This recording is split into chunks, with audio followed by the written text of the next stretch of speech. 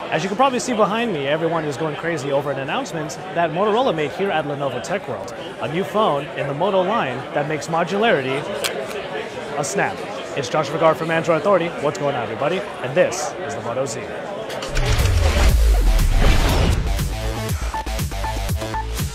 And here it is, the Moto Z. Newly announced at Lenovo Tech World, the Moto Z is a new take on the Moto line. Going a step further, of course, than the Moto X, it brings modularity and brings it in a snap.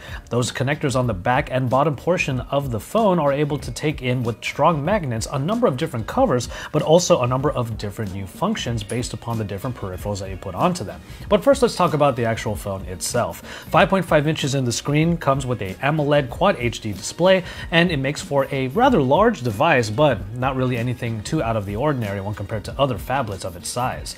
It is a very thin device, especially the Moto Z, not the Moto Z Force, which has a little bit more girth to it and a bit of a chamfered edge on the sides. Underneath the surface, you can pretty much expect all of the same from a flagship device, a Snapdragon 820 and 4GB of RAM, along with pretty much all of the different connections that you would expect, including NFC for stuff like Android Pay. Overall, it's a very nice feeling device. It might be a little bit big for some people at 5.5 inches for the screen, but it does feel very premium, and the regular Moto Z that I have in my hand right now actually feels quite light. The Moto Z Force, as you're seeing in the shot right now, is a little bit beefier, a little bit heavier, and it has that shatterproof screen, so you can drop the phone and you're not going to have to worry about the screen ever shattering. Overall, though, the look is quite nice, but the camera hump on the back does stick out quite a bit. Now, the small things about a phone tend to really excite me, and that camera hump, even though it does protrude out quite a bit, is covered up by the different Moto Mod covers. It actually makes the camera very flush with the body, and it's a nice little addition to have, probably an incentive that you can have to have an actual cover for the phone to customize it the way that you want it to be. Among other things, the Moto Z Force has a few different specifications when compared to the original Moto Z. First of all, its battery is larger at 3,400 mAh compared to 2,600 mAh, and then you can also get the fast charging, the faster between the two, where you can get half of the battery in 15 to 20 minutes. After that, the camera is 21 megapixels instead of 13 when compared to it, and of course, the Moto Z Force has the shatterproof screen, so even if you are able to drop it should still be fine. As we've already mentioned, the Moto Z and the Moto Z Force have different cameras. The interface is pretty intuitive and pretty simple to use, but the actual cameras themselves will be 13 megapixels for the Moto Z and 21 megapixels for the Moto Z Force. We weren't able to take any samples from the cameras that we were using, so we will just have to wait until we get our hands on full review units to bring you our review of the cameras of these two phones. Now, the Moto Z is a very thin device, and it's very lovely to hold in the hand. It's also quite light. The Moto Z Force rather, is of course going to be a little bit beefier and a little bit thicker and heavier. But one omission that you're probably noticing as I rotate this device around in my hands is the lack of a headphone jack. No, there's not going to be a headphone jack on the Moto Z or the Moto Z Force. Instead, it will come with an adapter that goes into the USB-C port, and that is how you're going to have your 3.5mm jack available for this phone. Now, the software on the Moto Z and the Moto Z Force is really familiar. It's very similar to a stock version of Android, complete with the vertical app drawer, the different quick settings menus, and of course the settings around here with the recent app screen right around here. Everything is pretty much what you would expect it to be, and of course we still have the different dots on the top and bottom of the front of the device made for the active display.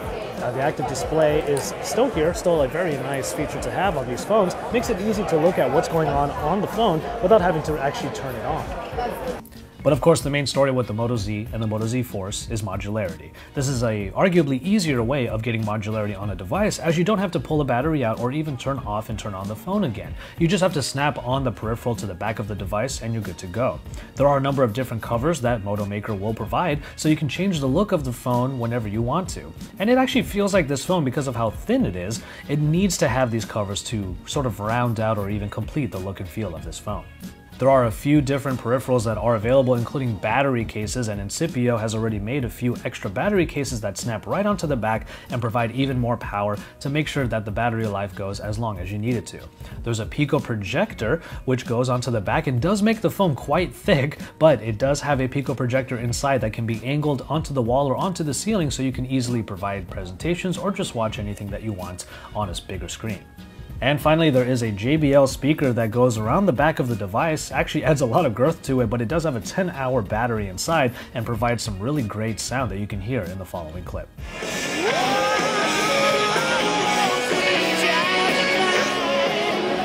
Overall, we're pretty impressed with what we see in the Moto Z.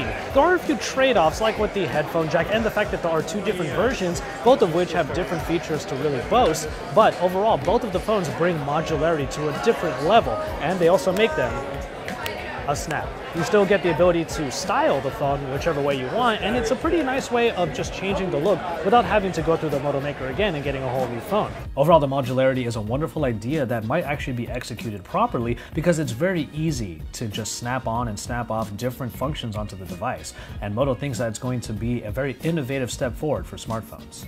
And so there you have it for this hands-on with the Moto Z and the Moto Z Force. These two phones are very exciting, and even though there are some trade-offs with some of the features and the fact that you get the Moto mods to add even more functions to the device, it looks like the trade-offs will even everything out, and this could be a very worthwhile device to have later in the summer and later on in the fall when unlocked versions come out.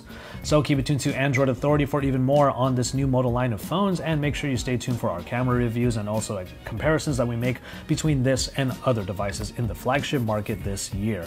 And after all that, make sure you subscribe to our channel and drop us some likes on these videos because we are your source for all things Android.